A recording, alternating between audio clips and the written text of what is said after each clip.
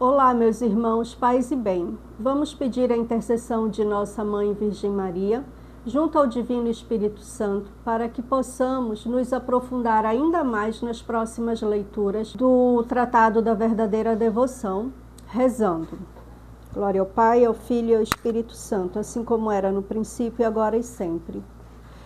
Ó meu Jesus, perdoai-nos, livrai-nos do fogo do inferno, levai as almas todas para o céu e socorrei principalmente as que mais precisarem da vossa misericórdia. Ó Maria, concebida sem pecado, rogai por nós que recorremos a vós. Ave do mar estrela, bendita Mãe de Deus, fecunda e sempre virgem, portal feliz dos céus. Ouvindo aquele ave do anjo Gabriel, mudando de Eva o nome, trazei-nos paz do céu. Ao cego iluminai, ao réu livrai também.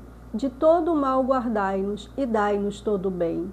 Mostra-se nossa mãe, levando a nossa luz, levando a nossa voz, a quem por nós nascido dignou-se vir de vós. Suave mais que todas, ó Virgem sem igual, fazei-nos mansos, puros, guardai-nos contra o mal.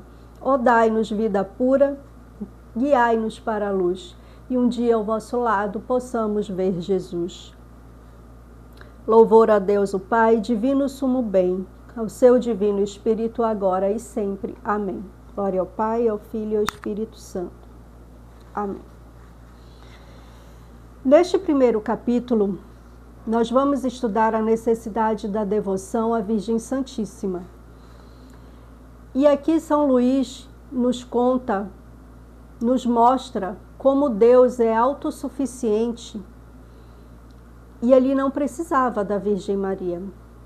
Mas mesmo sem precisar, ele a criou e por meio dela ele quis realizar as suas obras, nos dando primeiramente o seu Filho unigênito.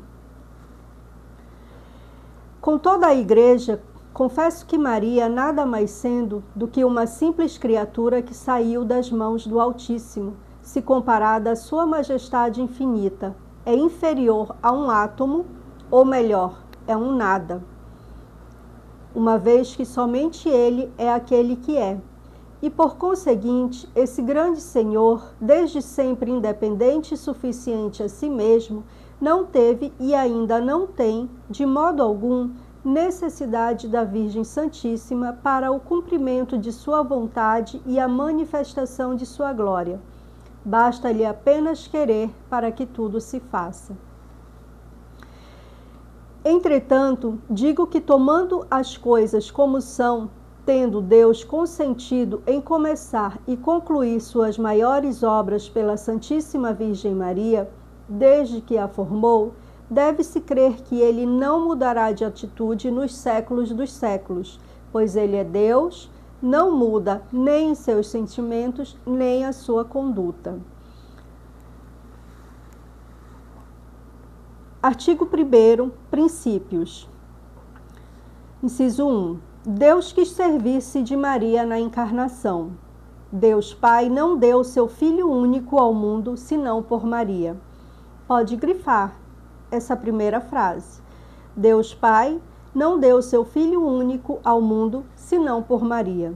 Não obstante os suspiros dados pelos patriarcas, os pedidos feitos pelos profetas e santos da antiga lei, durante 4.000 anos para ter esse retorno, foi só Maria quem o mereceu e encontrou graça diante de Deus pelas orações e a grandeza de suas virtudes, sendo muito indigno de receber o Filho de Deus imediatamente das mãos do Pai, como disse Santo Agostinho, ele o deu a Maria, a fim de que o mundo o recebesse por ela.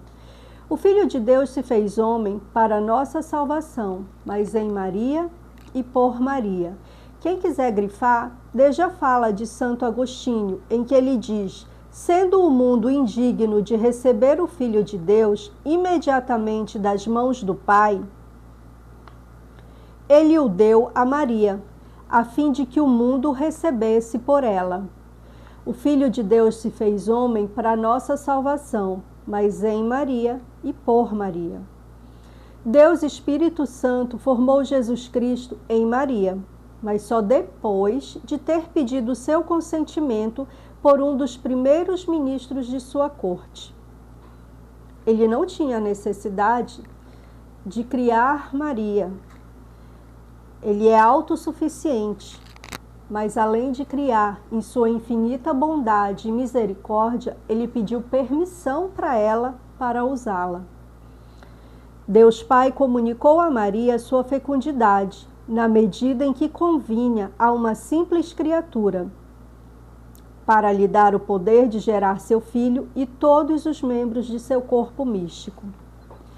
Deus Filho desceu ao seio virginal de Maria, como o novo Adão, em seu paraíso terreno, para aí encontrar suas alegrias e realizar em segredo maravilhas de graça. Esse Deus feito homem encontrou sua liberdade ao se ver prisioneiro em seu seio. Ele manifestou sua força ao deixar-se carregar por essa jovem. Encontrou sua glória e a glória de seu Pai ao esconder suas maravilhas de todas as criaturas deste mundo, para revelá-las apenas a Maria. Glorificou sua independência e sua majestade ao depender dessa Virgem amável. Em sua concepção, em seu nascimento, em sua apresentação ao templo, em sua vida por 30 anos oculta até em sua morte, a qual ela devia assistir e para ser imolado por seu consentimento ao Pai Eterno, como outrora Isaque, pelo consentimento de Abraão, à vontade do Pai. Então foi nela que ele descansou, que ele repousou, que foi a ela que ele confiou, foi dela que ele dependeu. Foi ela quem o amamentou, quem o nutriu, educou, dele cuidou e sacrificou-se por nós. Ó admirável e incompreensível dependência de um Deus que o Espírito Santo não pôde deixar em silêncio no Evangelho. Embora ele nos tenha escondido quase todas as coisas admiráveis que essa sabedoria encarnada fez em sua vida escondida, para nos mostrar seu valor e sua glória infinita. Ou seja, Deus Pai não tinha necessidade dela. Ele foi até ela, criou, pediu permissão, gerou o seu filho e nela ele o escondeu, até que ele pudesse ser revelado. Jesus Cristo deu mais glória a Deus, seu Pai, pela submissão que teve a sua mãe durante 30 anos, do que teria dado se convertesse à terra pela operação das maiores maravilhas. Ó, quão imensamente glorificamos a Deus ao nos submetermos para agradá-lo a Maria, a exemplo de Jesus Cristo, nosso único modelo.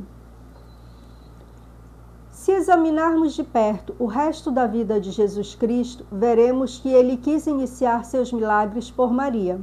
Podem grifar essa parte, eu já até grifei aqui. Se examinarmos de perto o resto da vida de Deus, se examinarmos de perto o resto da vida de Jesus Cristo, veremos que ele quis iniciar seus milagres por Maria. Ele santificou São João no seio de sua Santa Mãe Isabel pelas palavras de Maria. Logo que ela falou, João foi santificado, e esse foi seu primeiro milagre de graça.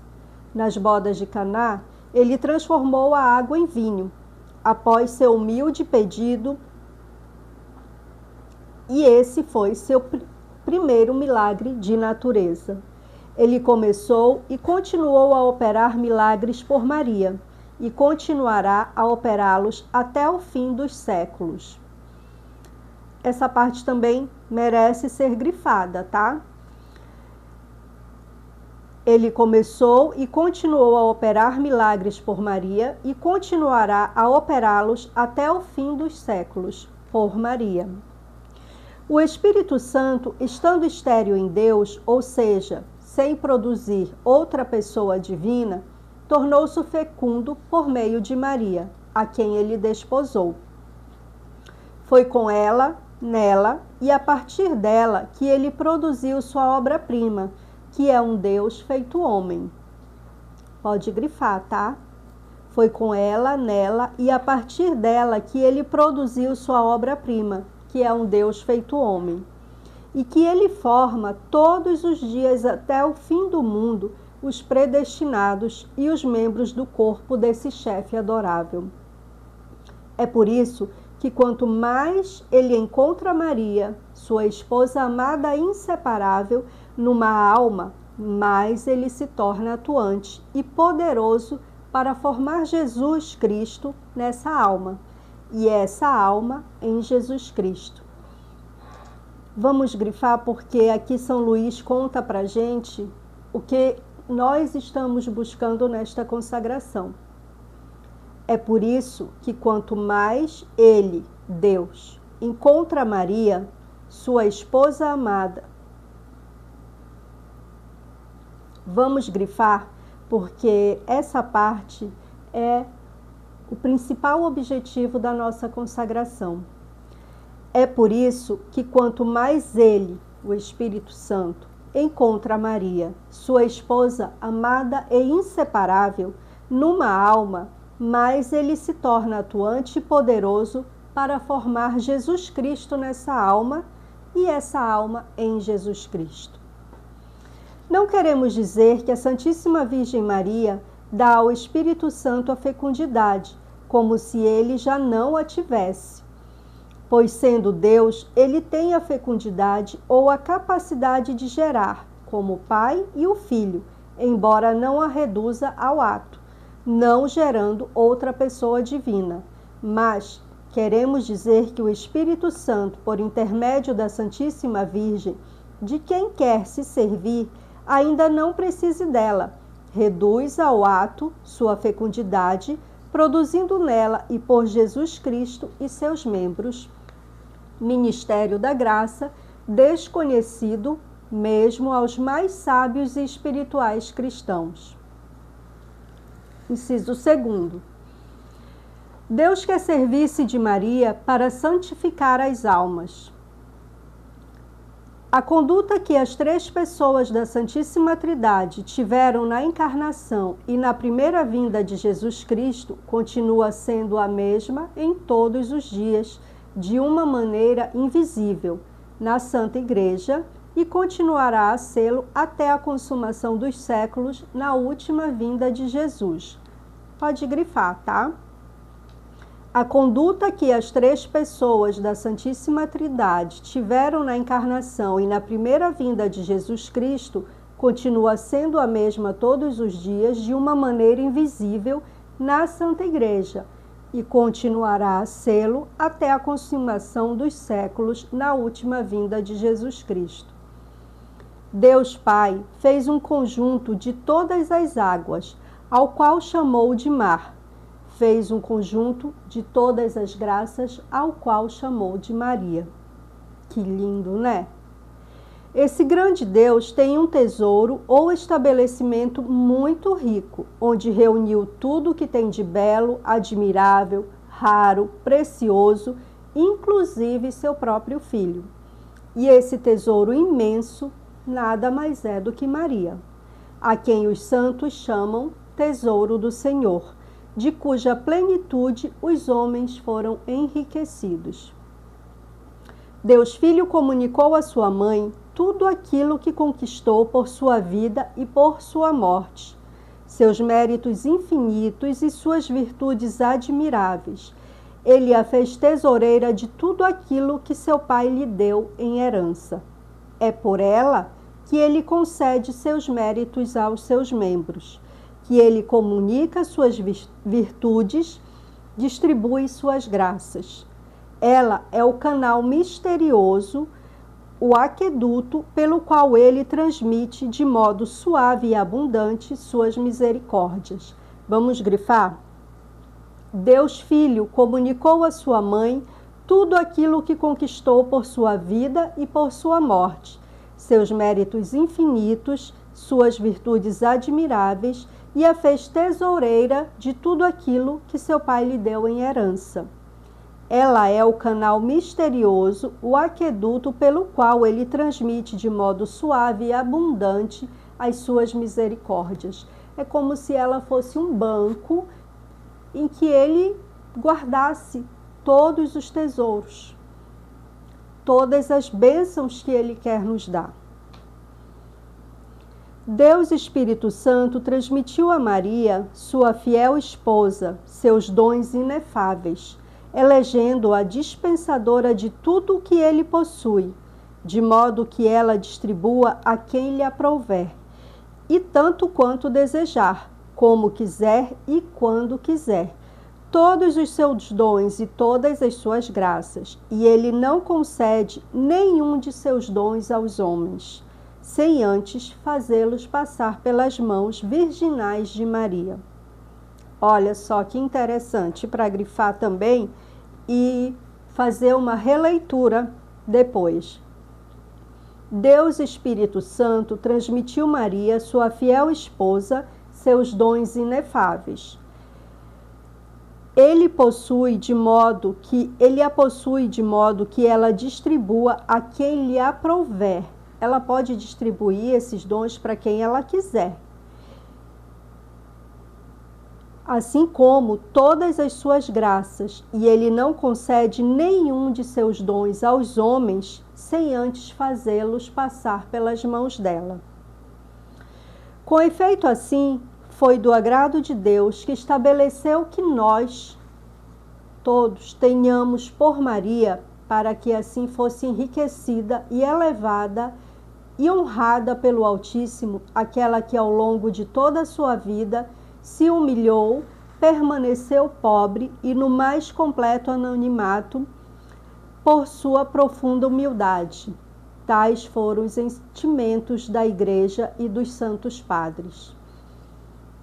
Eu grifei agora aqui essa parte em que ele diz que ela foi enriquecida, elevada e honrada pelo Altíssimo ao longo de toda a sua vida, porque ela se humilhou, permaneceu pobre, no mais completo anonimato e numa profunda humildade. Que a gente possa, com esse estudo, refletir sobre o silêncio e principalmente sobre a humildade. Se eu falasse a espíritos fortes deste tempo, provaria tudo o que digo, simplesmente mediante a Sagrada Escritura e os santos padres, citando longos trechos em latim e por vários raciocínios bem fundamentados que se poderiam deduzir a parte da tríplice coroa da Santíssima Virgem. Mas como me dirijo particularmente aos pobres e aos simples, munidos de boa vontade e de mais fé que o comum dos sábios, crendo de maneira mais simples e com maior mérito, contento-me em declarar-lhes simplesmente a verdade, sem deter-me em citar-lhes todas as passagens latinas que eles não entendem, embora eu não deixe de fazer referência a algumas delas, sem detalhá-las muito. Vamos prosseguir. Uma vez que a graça aperfeiçoa a natureza e a glória aperfeiçoa a graça, é certo que nosso Senhor ainda é no céu tão filho de Maria quanto foi na terra, conservando por conseguinte a submissão e obediência do mais perfeito de todos os filhos diante da melhor mãe dentre todas. Bora grifar? A graça aperfeiçoa a natureza e a glória aperfeiçoa a graça. É certo que nosso Senhor Jesus Cristo, ainda no céu, é tão filho de Maria quanto foi na terra, conservando, por conseguinte, a submissão e obediência do mais perfeito de todos os filhos diante da melhor mãe dentre todas. Mas é preciso cuidado para não considerar nessa dependência algum rebaixamento ou imperfeição em Jesus Cristo, pois estando Maria infinitamente abaixo de seu filho, que é Deus, ela não exerce sua autoridade de mãe sobre o filho, do mesmo modo pelo qual uma mãe deste mundo exerceria autoridade sobre o filho que está abaixo dela. Apesar de ela ter toda a autoridade sobre o filho, ela não o exerce, porque ele está acima dela. Diferente de nós, mães aqui, que exercemos autoridade sobre os nossos filhos. Completamente transformada por Deus pela graça e a glória que transforma todos os santos nele, Maria não pede, não quer, nem faz nada que esteja em desacordo com a vontade eterna e imutável de Deus. Por isso que ela não o contraria. Ela, apesar de ser a mãe e ele ter que obedecê-la, ela não contraria. Tudo que ela faz é de acordo com a vontade dele. Bora grifar essa parte também, tá? Uma vez que a graça aperfeiçoa a natureza e a glória aperfeiçoa a graça, é certo que nosso Senhor ainda é no céu tão filho de Maria quanto foi na terra, conservando a submissão e obediência do mais perfeito de todos os filhos, diante da melhor mãe dentre todas, tá? Esse já estava, né? Agora aqui, completamente transformada por Deus, pela graça e a glória que transforma todos os santos nele, Maria não pede, não quer, nem faz nada que esteja em desacordo com a vontade eterna e imutável de Deus. Vou seguir. Assim sendo, quando lemos nos escritos de São Bernardo, São Bernardino, São Boaventura, entre outros, que assim no céu como na terra, tudo, inclusive Deus, está submetido à Santíssima Virgem, a intenção deles é dizer que a autoridade de Deus dignou-se dar a ela é grande o bastante para fazer parecer que ela tem o mesmo poder que ele, e que suas orações e pedidos são tão poderosos junto a Deus que acabam passando por mandamentos perante sua majestade, e que jamais resiste à oração de sua querida mãe, porque ela é sempre humilde e em consonância com a sua vontade. Se Moisés, pela força de sua oração, deteve a cólera de Deus em relação aos israelitas de uma maneira tão poderosa que esse Altíssimo e infinitamente misericordioso Senhor, sem poder resistir-lhe, disse que o deixasse enfurecer e punir aquele povo rebelde, que podemos pensar com ainda maior razão da oração da humilde Maria, a digníssima Mãe de Deus, que é mais poderosa junto à sua majestade do que as orações e intercessões de todos os anjos e santos do céu e da terra. Maria tem autoridade nos céus sobre os anjos e os bem-aventurados. Como recompensa por sua humildade profunda, Deus lhe deu o poder e a incumbência de assentar os santos sobre os tronos vazios, dos quais os anjos apóstatas caíram por orgulho. Quem quiser pode grifar essa parte porque é muito interessante. Maria tem autoridade nos céus sobre os anjos e os bem-aventurados. Como recompensa por sua humildade profunda, Deus lhe deu o poder e a incumbência de assentar os santos sobre os tronos vazios, dos quais os anjos apóstatas caíram por orgulho. Tal é a vontade do Altíssimo que exalta os humildes, segundo ao qual o céu, a terra e os infernos se dobrem de boa vontade ou a contragosto às ordens da humilde Maria. Vejam só, que ele tornou a soberana do céu e da terra, a comandante de seus exércitos, a tesoureira de suas riquezas, a dispensadora de suas graças, a operária de suas grandes maravilhas, a reparadora do gênero humano, mediadora dos homens, exterminadora dos inimigos de Deus e a fiel companheira de suas grandezas e vitórias. Que lindo, quanto poder ela tem, né? Deus Pai quer conquistar filhos por Maria, até o fim do mundo, e lhe diz estas palavras: habita em mim, Jacó. Ou seja, faz morada e residência em meus filhos e predestinados, simbolizados por Jacó, e não nos filhos do diabo e nos reprovados, simbolizados por Esaú. Quem quiser pode fazer essa leitura em sua Bíblia depois, tá? Tá em Eclesiastes. Pode grifar aqui também. Deus Pai quer conquistar filhos por Maria. Habita em mim, Jacó, ou seja, faz morada e residência em meus filhos e predestinados, simbolizados por Jacó, e não nos filhos do diabo e nos reprovados, simbolizados por Esaú. Assim como para a geração natural e corporal são necessários um pai e uma mãe, na geração sobrenatural e espiritual há um pai, que é Deus, e uma mãe, que é Maria. Todos os autênticos filhos de Deus e os predestinados têm Deus como pai e Maria como mãe. E quem não tem Maria como mãe, não tem Deus como pai.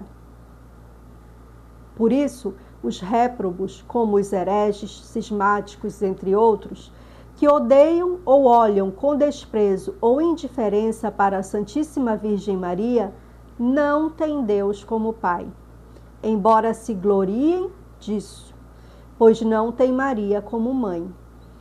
Pois se a tivessem por mãe, a amariam e honrariam como um verdadeiro e bom filho naturalmente ama e honra sua mãe, que lhe deu a vida. Vamos voltar lá no início para grifar, tá? Esse trecho em que diz: todos os autênticos filhos de Deus e os predestinados têm Deus como pai e Maria como mãe. E quem não tem Maria como mãe, não tem Deus como pai. Que isso possa ficar na nossa mente, não só agora, durante a consagração, mas que seja eterno.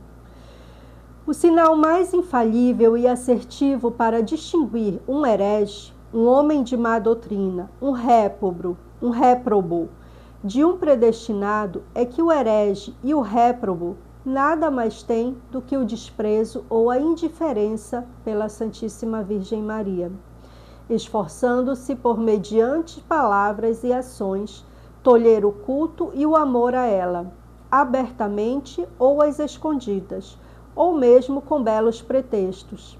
Que pena! Deus Pai não pediu a Maria que fizesse morada neles, uma vez que são aqueles que Esaú representa. Deus Filho quer se formar e, por assim dizer, se encarnar todos os dias por sua querida mãe, em seus membros, de modo que disse a ela: recebe Israel como herança. É como se ele dissesse: Deus, meu Pai, me deu todas as nações da terra como herança, todos os homens bons e maus, predestinados e reprovados. Conduzirei alguns pelo cajado de ouro e outros pelo cajado de ferro. Serei o pai e o advogado de uns, o justo vingador dos outros, e o juiz de todos. Quanto a ti, minha querida mãe, terás como herança e possessão apenas os predestinados, representados por Israel. E como sua boa mãe, tu os darás luz, nutrirás, educarás, e como sua soberana, os conduzirás, governarás e defenderás. Um homem e um homem nasceram nela, diz o Espírito Santo. De acordo com a explicação de alguns padres, o primeiro homem que nasceu em Maria é o homem-Deus, Jesus Cristo. O segundo é um homem puro, filho de Deus e de Maria, por adoção. Se Jesus Cristo, o chefe dos homens, nasceu nela, os predestinados, que são os membros desse chefe, também devem nascer nela como consequência necessária. Uma mesma mãe não põe ao mundo a cabeça ou o chefe sem os membros, nem os membros sem a cabeça. Caso contrário, tal seria uma aberração da natureza. De igual maneira, na ordem da graça, o chefe e os membros nascem de uma mesma mãe.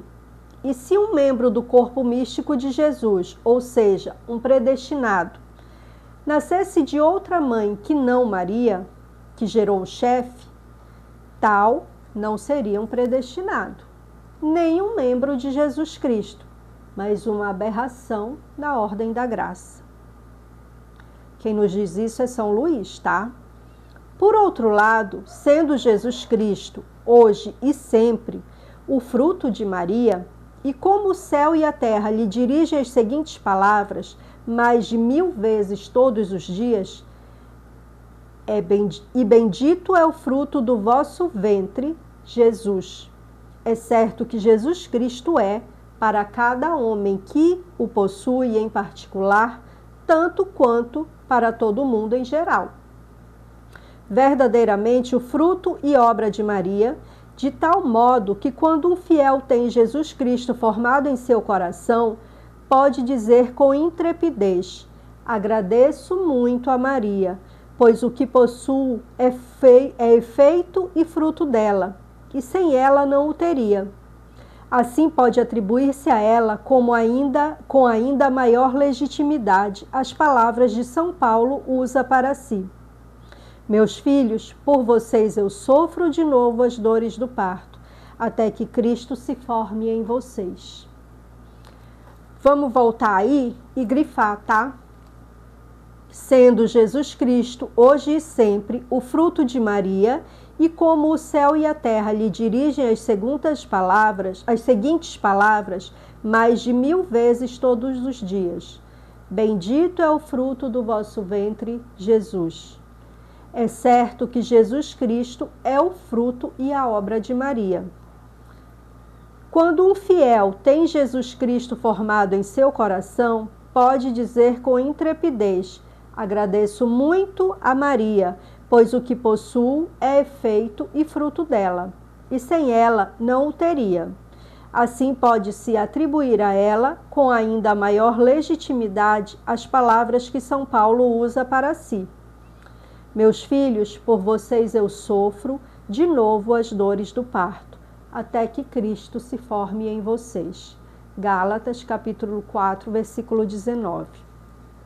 Quem quiser abrir sua Bíblia depois e dar uma lida, vale muito a pena.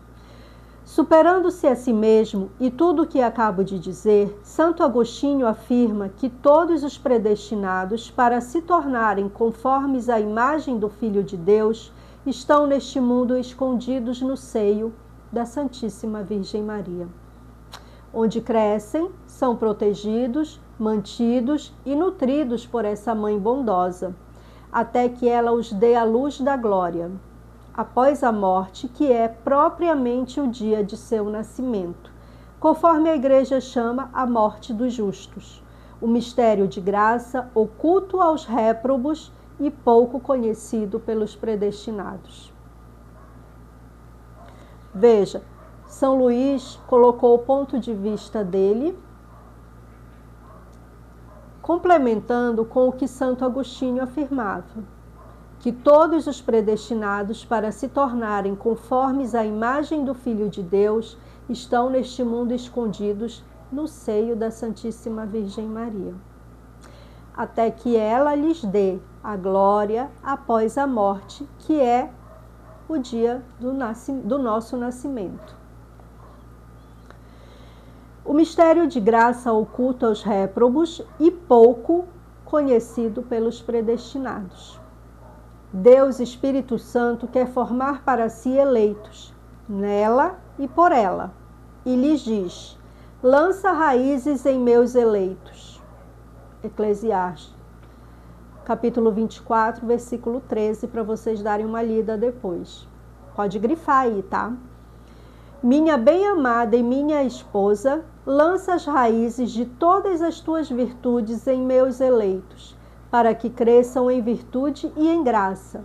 Em ti coloquei o meu agrado, quando vivias na terra, praticando as virtudes mais sublimes, de tal modo que ainda desejo te encontrar na terra, sem deixar de estar no céu.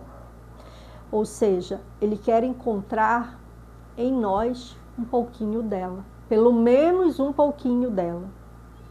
Para isso, reproduze-te nos meus eleitos, que eu veja neles com satisfação as raízes da tua fé invencível, da tua humildade profunda, da tua mortificação universal, da tua oração sublime, da tua caridade ardente, da tua esperança firme e de todas as tuas virtudes. Continuas a ser mais do que nunca e de minha esposa tão fiel, tão pura e fecunda, que tua fé me conceda fiéis, que tua pureza me conceda virgens, que tua fecundidade me conceda eleitos e templos. Quando lança raízes numa alma, Maria ali produz maravilhas de graças, como só ela pode fazer, uma vez que só ela é a Virgem fecunda que não tem, nem nunca terá alguém que a ela se compare em pureza e fecundidade. Com o Espírito Santo, Maria produziu a maior maravilha que já houve e que jamais haverá. Um homem-Deus, e consequentemente produzirá as maiores coisas que virão nos últimos dias. Bora grifar? Com o Espírito Santo, Maria produziu a maior maravilha que já houve e jamais haverá. Um homem-Deus. E consequentemente produzirá as maiores coisas que virão nos últimos dias. A ela estão reservadas a formação e a educação dos grandes santos que estarão no fim do mundo. Pois somente essa Virgem maravilhosa e singular pode produzir, unida ao Espírito Santo, coisas singulares e extraordinárias. Tendo encontrado numa alma o Espírito Santo, seu esposo, vai-lhe ao encontro, ali entrando plenamente e se comunicando a essa alma em abundância, e tanto quanto ela, Maria, concede a seu esposo. E uma das maiores razões pelas quais o Espírito Santo não realiza hoje maravilhas extraordinárias nas almas é o fato de não encontrar nelas uma união suficientemente grande com sua esposa inseparável e fiel. Digo inseparável esposa, pois desde que esse amor substancial do Pai e do Filho desposou Maria para produzir Jesus Cristo, o chefe dos eleitos, e Jesus Cristo, nos eleitos, jamais a repudiou, pois ela sempre foi fiel e fecunda. Vamos parar por aqui hoje. Amanhã vamos ler o artigo, iniciar o artigo 2º, e vamos encerrar com uma oração para Nossa Senhora, uma Ave Maria, agradecendo por nós termos conseguido ler e entender um pouquinho desse início do estudo. Em nome do Pai, do Filho, do Espírito Santo. Amém. Ave Maria, cheia de graça, o Senhor é convosco. Bendito sois vós entre as mulheres, bendito é o fruto do vosso ventre, Jesus. Santa Maria, Mãe de Deus, rogai por nós, pecadores, agora e na hora de nossa morte. Amém. Em nome do Pai, do Filho e do Espírito Santo. Amém.